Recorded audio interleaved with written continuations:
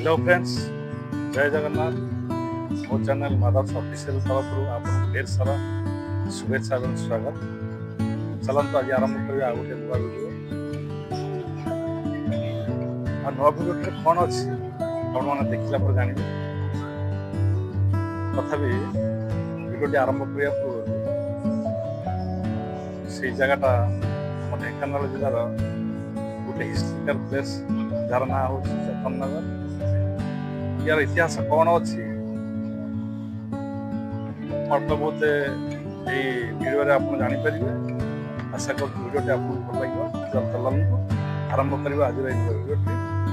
जय जगन्नाथ। ये हूँ से जतननगर जहाँकि आम ढेंकानाल जिलार अवस्थित एवं ढेंकानाल जिला ठारू मात्र 5-6 किलोमीटर अवस्थित, जहाँ सेत बड़र ढेंकानाल राजा सान भाई पटायत नृसिंह प्रताप सिंहदेव ने तैयारी करथिले। तांकर बड़ भाई बा बड़ भाई जी कि राजा थिले से विदेश रे जीवा फल रे तांकु दायित्व दे जाइथिले, किंतु सही समय तांकर सान भाई पटायत नृसिंह प्रताप सिंहदेव ने तांको पछपटे लुचि करी ये जो जतननगर टी बनईथिले एवं ये जतननगर बनईबारे सी शह शह हाथी घोड़ा एवं मनुष्य मानक बर्बरतार सहित लगे तैयारी करथिले। एटा मध्य पहाड़टू प्राय 200 फुट उच्चरे अवस्थित।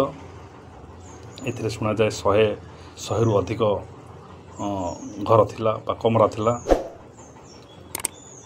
आउ जेतेबेले राजा बाहर को जाइथिले पुणी आसी देखिले तांको अजाणतरे तांकर सान भाई ई महल तैयारी करचंती। सेतेबेले तांको मध्य दंड देइथिले।